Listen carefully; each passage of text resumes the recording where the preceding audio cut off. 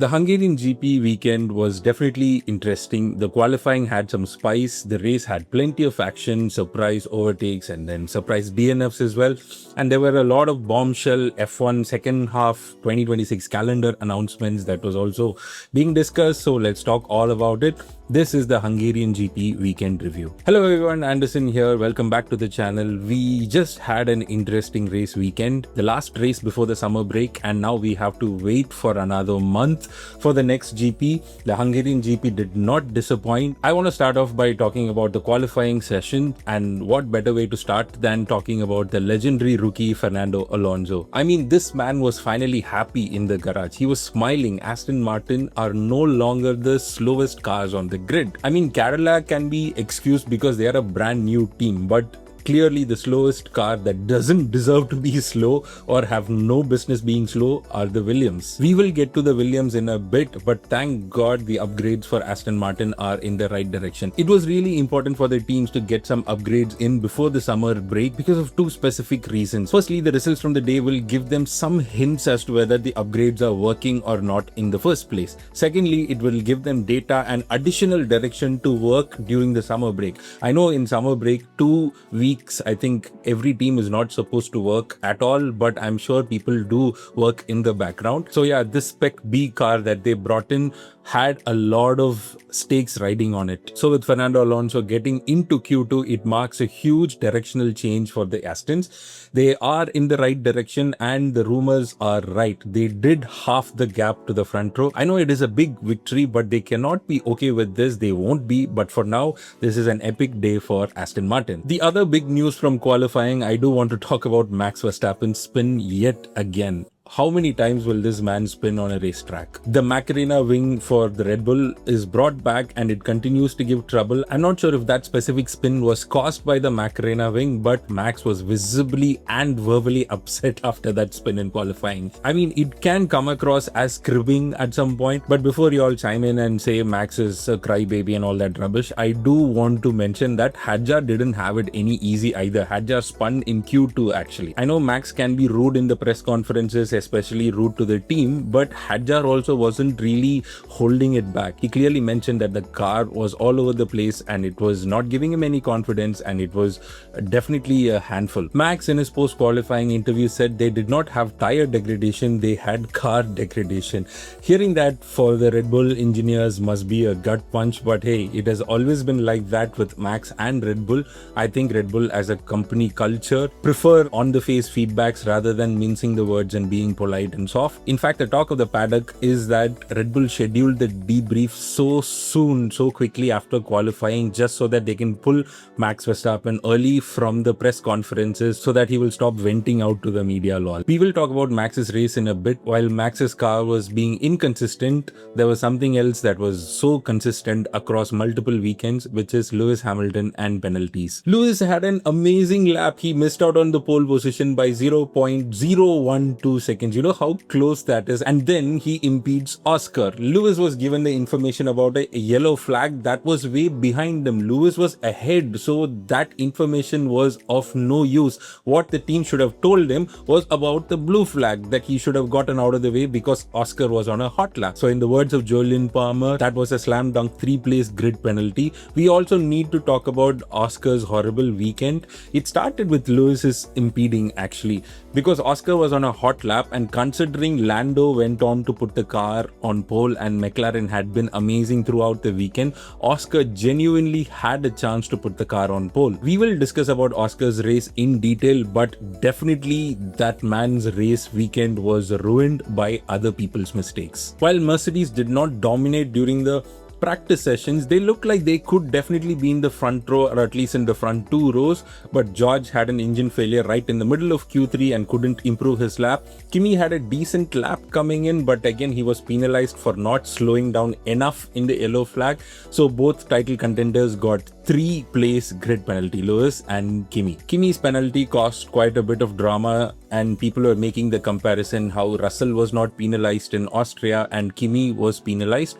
Now looking at the telemetry data, Russell seemed to have backed off a lot more from his hot lap in Austria compared to Kimi in Hungary. Kimi's liftoff from the throttle barely costed him less than 1%, whereas George Russell costed him a lot more. So definitely because of that, Kimi did go on to get the penalty. I know a lot of people were calling it unfair, but subjective, but definitely Kimi did bad compared to George. So with the penalties applied for the first time this season, we had a non-Mercedes top 5 starting grid, but it shouldn't matter, right? Mercedes have decent race pace, right?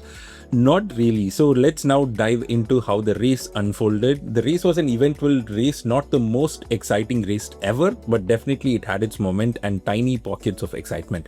We have to start with George Russell's start. He had an anti-stall kick-in, so he had the worst imaginable start possible. He started in P7 and he dropped to P21 by the first corner. After that, his entire race was all about damage limitation and recovering. All he could do is try and score as many points as possible. He started at P7 and ended at P7 in the end of the day. So what does this mean for the championship? George Russell in the press mentioned that his championship hopes are effectively over, and to be honest, most of it is not his fault. He has been hit multiple times with reliability issues, bad luck with safety car timings, penalties, team mess ups, etc. So I feel bad for George, hoping the summer breaks help him clear his head and bounce back. But yeah, clearly the title chances and hopes are dwindling thin. We also had Oscar overtake Lando in lap 1. Oscar tried a fake out on the outside, which Lando tried to block by slightly going out of the racing line to block him.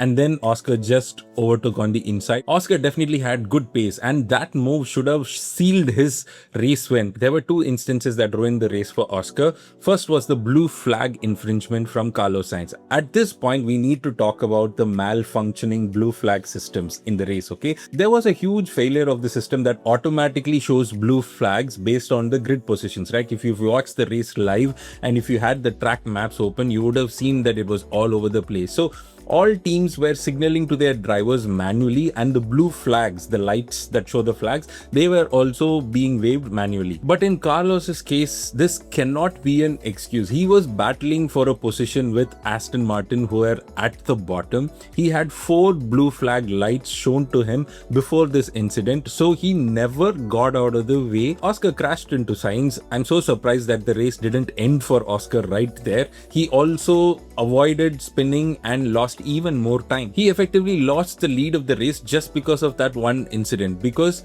Lando was pit later, and when Lando got out of the pit stop, he was ahead of Oscar. He was already not happy with the team because he was the lead car. He had done the overtake earlier in the race and he was leading, which means he deserved to have a say in the strategy. But Lando kept telling his engineer that he had better pace and he could pull off a lead. Lando was almost right, but we never got to know if that strategy would have worked really well because Oscar's lap got ruined. So Lando eventually pitted, and when he got out, he was ahead of Piastri. Even at that stage, Piastri was guaranteed a P2 or at least a P3. The podium was there, but unfortunately he had a gearbox failure. We also heard from Lando's race engineer that the DNF could be because of the curbs hitting really hard on the floor. Oscar had a weekend that he wishes he could forget. He did nothing wrong at all throughout the week. If Oscar is angry at the press conference, you know it definitely was a horrible weekend. Also, Carlos Sainz is getting on my nerves. I know he's been complaining a lot about Williams, but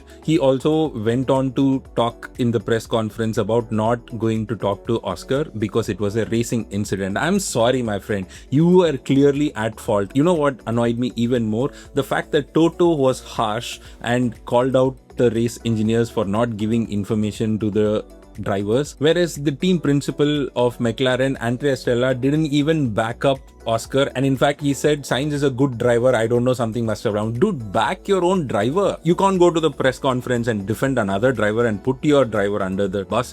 What rubbish is this, man? McLaren, every time I give him a little bit of benefit of the doubt, saying yeah, it is not that bad, papaya rules are papaya rules, it is not biased towards one driver.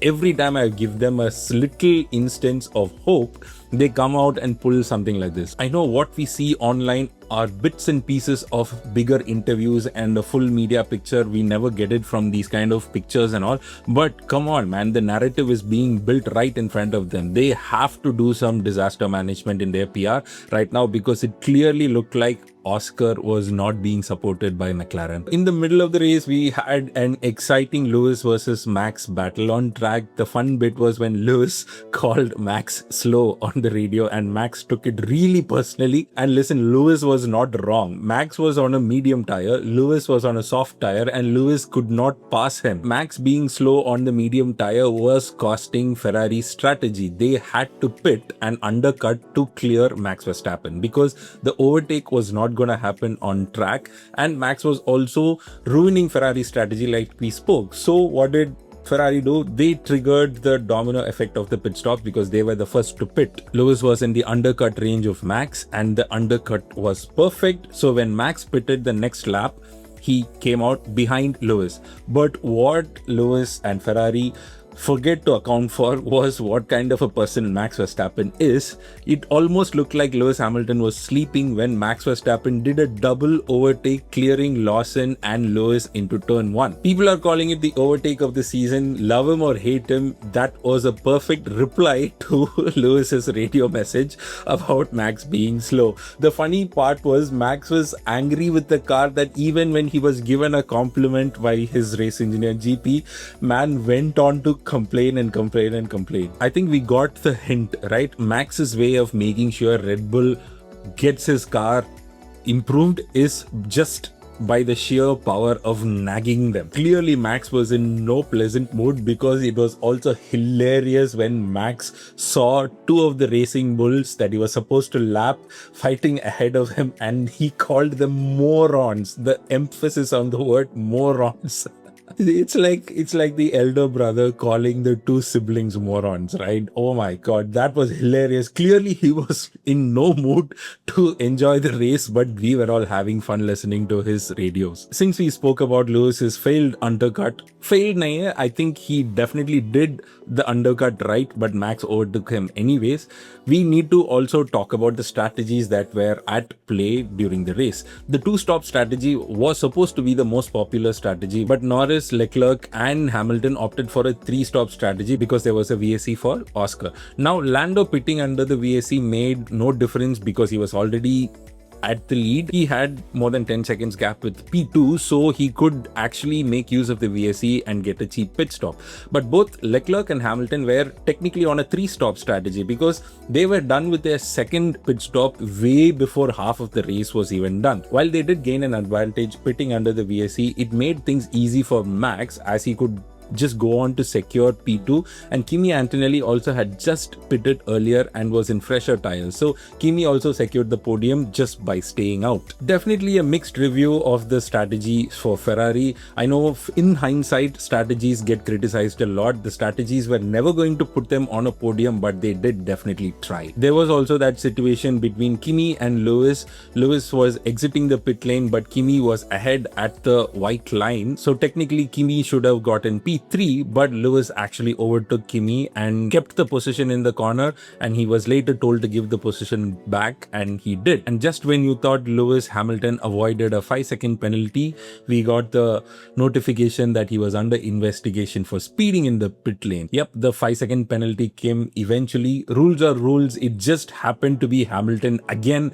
at the receiving end of it. If anything about Hamilton's penalties was unfair, it was last week. This week, both the penalties he got in qualifying and in the race were fair, in the sense it was at least done by the rule book. But after 259 days, the world champion Lando Norris has won a race finally. It should have been Oscar on the podium with him, but Max was P2 and Kimi being on podium was inevitable, I guess. Mercedes podium is inevitable. The main thing is that Kimi finished ahead of both Lewis and George, his closest championship rivals. So the championship lead is still extended. I do want to shout out that Red Bull is P4 in the constructors and Racing Bulls have climbed up to P5 in constructors. What a weird feeling it is to have the sister team sitting so close to Red Bull on the table. Racing Bulls also had double points again and they are now clearly the leaders in the midfield. Hülkenberg scored his first points of the season finally, and interestingly both Astons finished in the top 15 and were lapped only once. The Aston Martins did well in qualifying comparatively and they also have decent race pace as well, so hoping the next few upgrades actually push them into Q2 more regularly and hopefully into Q3 as well. Now moving on to another biggest breaking news of the week, it was that the Bahrain GP is back. It is back on the calendar, but not in Bahrain but in Malaysia. We got the announcement on Sunday. It will happen on October 2nd to 4th, right between the Baku weekend and the Singapore weekend. It's not going to be called the Malaysian GP. It is still branded as the Bahrain GP with Sepang circuit as the host. Bahrain GP promoters are still the ones willing to bear the cost of hosting the race, so that's the reason why it is still called the Bahrain GP. This is super exciting news because Sepang has been dearly missed in the Formula 1 calendar. Half the current grid have not raced there before, and with the current regulations, having two back-to-back straights, the V shape right in the middle, will be challenging for both teams, and this is also a huge deal for Malaysia overall, right? If the circuit and the race is enjoyable, it will make a case to have one more Asian circuit on the calendar. Now we just have to wait and see what's going to happen about Jeddah, Qatar and Abu Dhabi. Alright folks, whoever has been playing along with the predictions, I have a good feeling about predictions this week. Let's do a summary and finish off with my predictions and how I did. My first prediction was Aston Martin will continue to be crap even with the new updates. I literally said this prediction was to reverse jinx them and exactly that has happened. Well done. 0 points for Aston Martin, 0 points for me as well. But yeah, definitely they are in the right direction. My second prediction was Ferrari pole, almost happened, 0.012 seconds off. Again, not a bad shout out. Definitely nobody expected Mercedes to be this far behind. My third prediction was Max on podium again. Yes, points for me. This wasn't an easy prediction at all, by the way, considering how horrible his car setup was, right? Even he was surprised so many times where he mentioned like he has no idea how he's standing in P2. Now my fourth prediction was multiple VSCs and safety cars in the race. Well, we had one VSC, so it cannot be considered as multiple, so no points for me again. My last prediction was both McLarens in the top 5. They would have been if it wasn't for Oscar's luck. So no points again. It looks like I missed every prediction by just a little bit of a margin. 1 out of 6. I don't know why I thought I had a good feeling about this. I don't know, but the thing is, it has been fun. An eventful week and an even more exciting weekend, if you know what I mean. The summer break has officially started, but do not worry, the content will keep continuing. So stay tuned, stay subscribed, and I shall see you in the next video. Okay, cheers.